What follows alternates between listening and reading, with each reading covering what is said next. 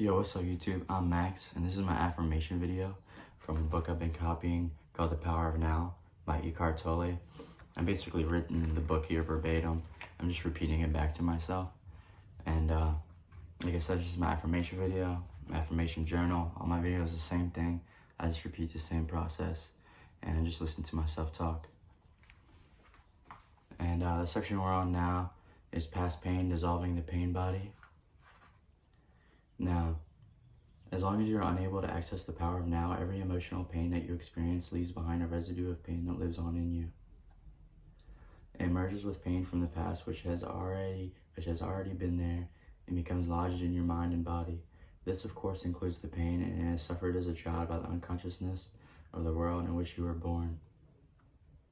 This accumulated pain is the negativity field that occupies your body and mind. If you look on it as the invisible entity in its own right, you're getting quite close to the truth. It is the emotional pain body. It has two modes of being, dormant and active. A pain body may be dormant 90% of the time in a deeply unhappy person, though it may be active up to 100% of the time.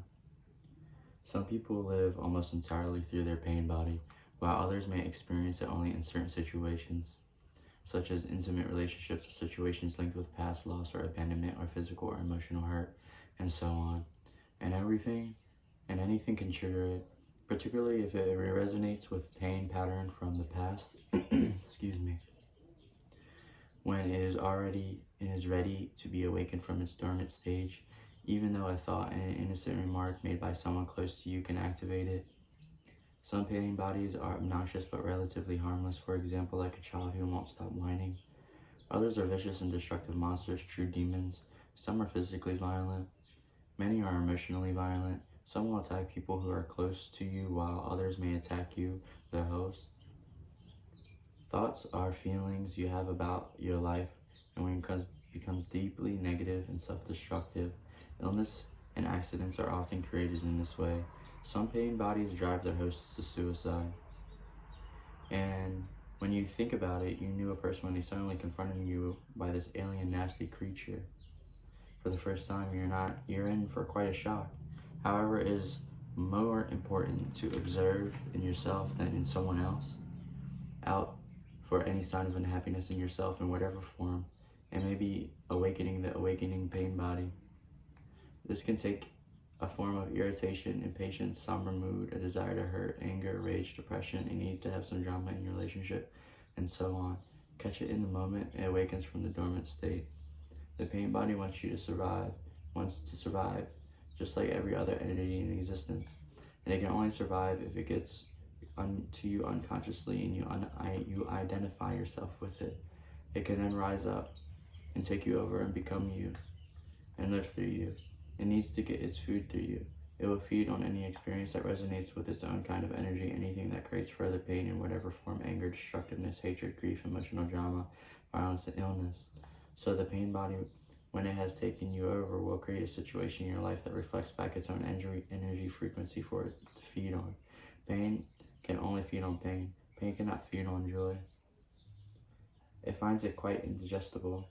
Once the pain body has taken you over, you want more pain. You become a victim or a perpetrator. You want to inflict pain, or you want to suffer pain, or both. This isn't really much a difference between the two. You're not conscious of this, of course, and you will ultimately claim that you do not want pain. You will, but looking at it closely, and you will find that your thinking and behavior are designed to keep the pain going for yourself and for others. If you are truly conscious of it, the pattern would dissolve, for to want more pain is insanity, and nobody is consciously insane. The pain body, which is the dark shadow cast by the ego, is actually afraid of the light of your consciousness. It is afraid of being found out. Its survival depends on your unconscious identification with it, as well as your unconscious fear of facing the pain that lives in you.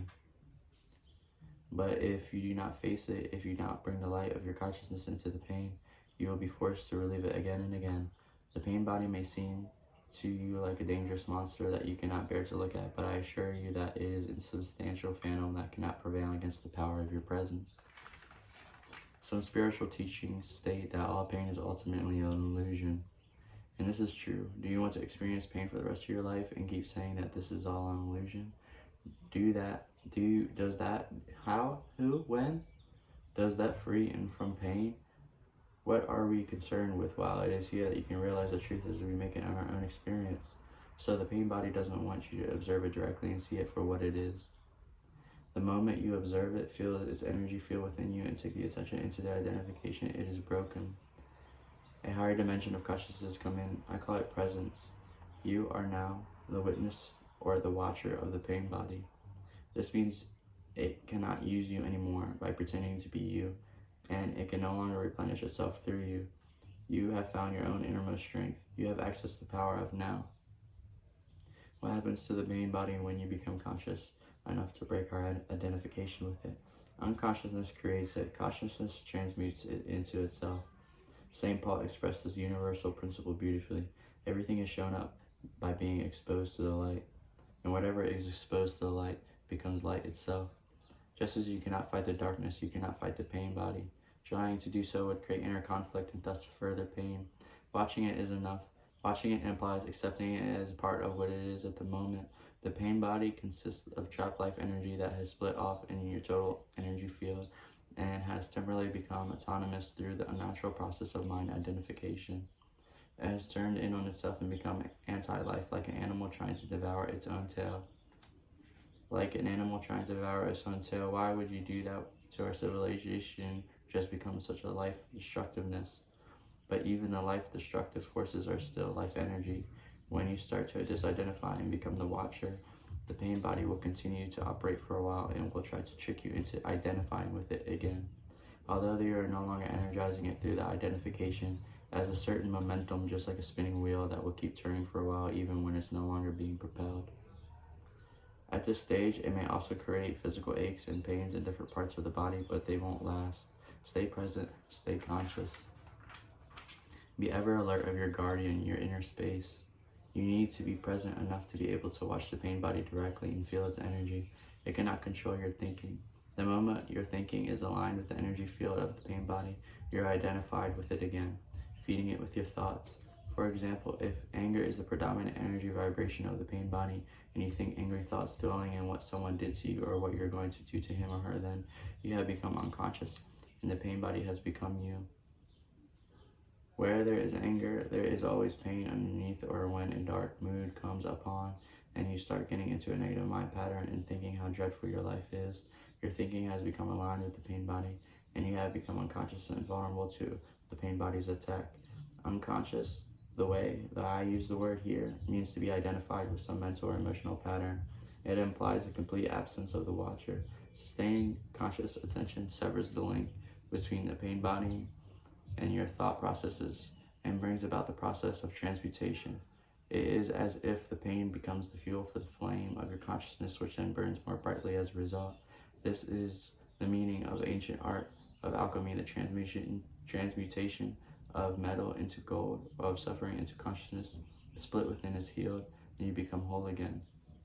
Your responsibility then is not to create any more further pain. Let me summarize the process. Focus attention on the feeling inside. You know that it is the pain body. Accept it, that it is there. Don't think about it. Don't let the feeling turn into thinking. Don't judge or analyze. Don't make an identity out of it. Stay present and continue to be the observer of what's happening inside of you. Become aware not only of the emotional pain, but also the one who observes, the silent watcher. This is the power of now, the power of your own conscious presence, and see what happens. For many women, the pain body awakens particularly at the time preceding the menstrual flow. I will talk about this and for the reason for it in more detail later. Right now, let me just say this.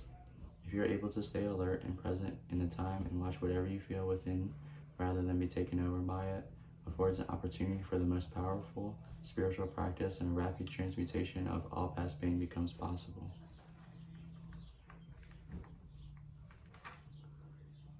Like I said, that was through the power of now. This is my affirmation video. I just copied it here. I have it all written, pretty much verbatim. And that was past pain dissolving the pain body. And this was my affirmation video, and I'm Max, and I'm out.